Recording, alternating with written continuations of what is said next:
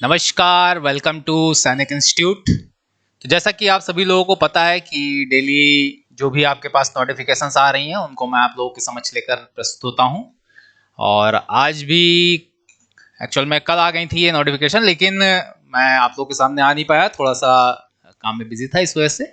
But अभी मैंने सोचा कि इसके बारे में भी आप लोगों को बता दूं, क्योंकि ये एक ऐसा विषय है जिससे अभिभावकों को काफ़ी दिक्कतें हो रही हैं। अभिभावक कहीं ना कहीं इस चीज को लेकर काफी भ्रमित हैं, जिसके लिए ये गाइडलाइंस आयोग ने खुद जारी की हैं। ना कि हमें बताने की आवश्यकता हो या फिर कोई और आपको बताए, इसके लिए जरूरत नहीं पड़ी आपको। ये आयोग ने इसलिए खुद बताई हैं क्योंकि इस तरह की दिक्कतें अभिभावक कर रहे हैं, और एक दो नहीं बल्कि ये काफी ज्यादा मात्रा में कर रहे हैं और इस तरह की गलतियां हो रही हैं। इस वजह से इन्होंने यहाँ पर लेटेस्ट इवेंट में और नोटिफिकेशन में इन्होंने ये चीज दी हुई है ना। तो आप लोग चैनल को लाइक, शेयर और सब्सक्राइब जरूर करें, क्योंकि ये जो इंस्ट्रक्शंस हैं इनको मैं लेकर आप लोगों के समझ प्रस्तुत इसीलिए हुआ हूं ताकि इस तरह की गलतियां राउंड 1 में जिन्होंने की हैं वो राउंड 2 में इस तरह की गलती बिल्कुल ना करें। क्योंकि कई अभिभावक तो ऐसे हैं जो कि काउंसलिंग कर भी नहीं पाए हैं राउंड 1 में, और वो राउंड 2 का वेट कर रहे हैं। तो राउंड 2 का वेट अगर आप कर रहे हैं तो उसके लिए आपको ये भी जानना जरूरी है कि जो आयोग ने गाइडलाइन जारी की हैं तो इनको आप अच्छी तरीके से पढ़ लें और समझ लें, क्योंकि अगर इनको समझ लेंगे तो ये आपके लिए काफी बेनिफिशियल रहेगा। इस तरह की दिक्कतें आपसे नहीं होंगी। सबसे मेन चीज यहां पर जो कही है कि ई काउंसलिंग में भाग लेने के लिए काफी पहले ही पोर्टल पर निर्देश अपलोड कर दिए गए थे। सभी अभ्यर्थियों और उनके माता पिता से विभिन्न विकल्पों का चयन करने से पहले निर्देशों को पढ़ने का अनुरोध किया गया था। साथ ही एक्सेप्ट, रिकंसीडर, एग्जिस्ट जैसे विकल्पों की पुष्टि करने से पहले पर्याप्त सावधानी संदेशों को पॉपअप संदेशों के रूप में शामिल किया गया था। एक बार प्रयोग किए गए विकल्प को बदलने की सुविधा उपलब्ध नहीं है।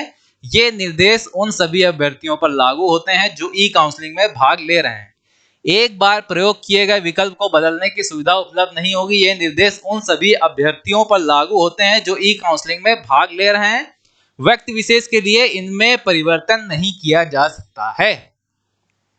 यहां पर ये लाइंस क्यों लाया है आयोग? क्योंकि कई पेरेंट्स ऐसे हैं जिनको सीट एक्सेप्ट हो गई थी और उन्होंने एग्जिट का बटन दबा दिया।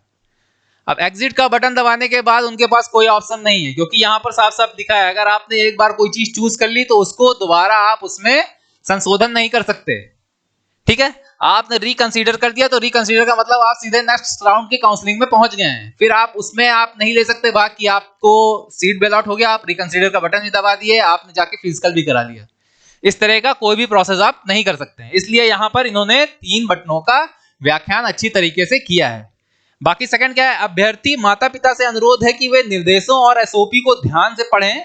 उन मुद्दों पर व्यक्तिगत रूप से प्रत्येक ईमेल का उत्तर दे पाना संभव नहीं है जिन्हें निर्देशों और एसओपी में पहले से स्पष्ट किया जा चुका है।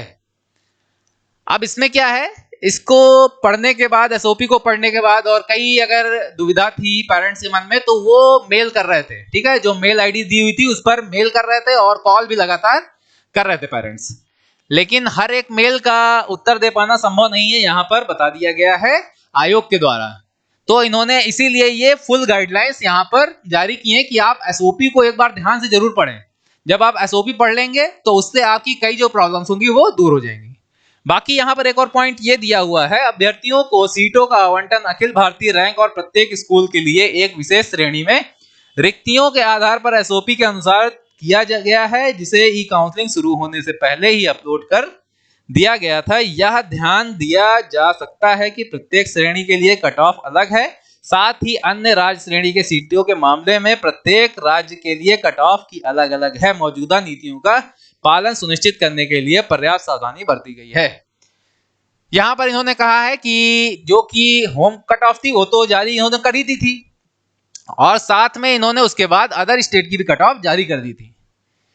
तो ज्यादातर अभिभावक जिनके भी बच्चे पास हुए होंगे उन्होंने देख लिया होगा, लेकिन जिन बच्चों के सेकंड राउंड के लिए वेट कर रहे हैं पेरेंट्स कि उनका सेकंड राउंड चालू होगा, तो वो हमारे ख्याल से यहाँ पर जल्द ही ये गाइडलाइंस उसकी भी लेकर आएंगे। ये जो पहले पड़ाव का इनका पूरा है फिजिकल, और ये होने के बाद ही ये सेकंड राउंड की काउंसलिंग कराएंगे। ठीक है, तो यहाँ पर ये हिंदी में दिया हुआ था, इसके बाद यही चीज इंग्लिश में भी आपको दे रखी है यहाँ पर, ठीक है। बाकी ये पहले की गाइडलाइंस है।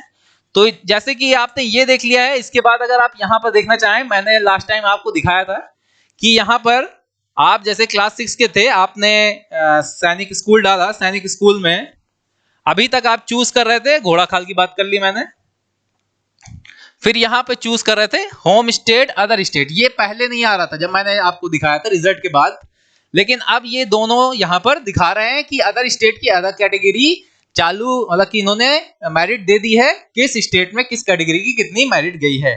और होम स्टेट की इन्होंने पहले दे दी थी। मैं अदर स्टेट की एक बार आपको दिखा देता हूं। अदर स्टेट की यहाँ पर आप देख सकते हैं, है ना।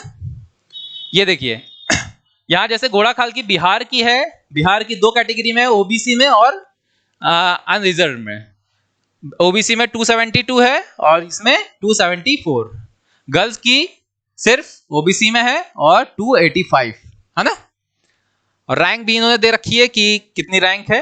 ऐसे ही इन्होंने दिल्ली की दी है, एनसीटी की, ठीक है, ओबीसी की दी है, हरियाणा की डिफेंस की दी है।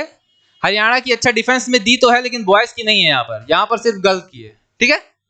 और ऐसे ही जेएंडके की दी है, इसमें गर्ल की नहीं है, इसमें सिर्फ बॉय की है। झारखंड की रिजल्ट में है, यहाँ पर बॉय की है। लद्दाख में बॉय की नहीं है, सिर्फ गर्ल की है। मध्य प्रदेश में ओबीसी, एससी, इन 2 कैटेगरी में दी गई है बॉयज की। महाराष्ट्र की एससी में दी गई है गर्ल की। मणिपुर में ओबीसी में बॉय की दी गई है। मणिपुर में एससी में बॉय की दी गई है। बाकी ये बॉय की दी गई है, सिर्फ एक उत्तर प्रदेश अनरिजर्व है जिसमें कि आपको गर्ल की दी गई है। तो ये यहाँ पर इनका कैटेगरी का था कि इन्होंने कैटेगरी वाइज कैसे निकाला है। जे आपका रिजल्ट निकला था उस दिन मैंने जब चेक किया था ये अलॉटमेंट का, तो अलॉटमेंट उस दिन नहीं दिखा रहा था, उस दिन सिर्फ होम का आपका दिखा रहा था, अदर स्टेट का नहीं दिखा रहा था। इसके लिए मैंने आपको बताया भी था यहाँ पर, ठीक है। लेकिन अब क्या है, अब यहाँ पर शो कर रही है सारी चीजें। ये हालांकि कई दिन पहले ही आ गया था आप लोगों का, लेकिन यहाँ पर इन्होंने जो अभी लेटेस्ट गाइडलाइंस आपके लिए जारी की हैं वहां पर इन्होंने दिखा दिया है ये चीज। ये साफ साफ इन्होंने लिख दिया है कि यहाँ पर सारी कैटेगरीज जारी कर दी गई हैं। तो जो भी गाइडलाइंस इन्होंने दी थी वो हमने आप लोगों को एक बार बता दी हैं।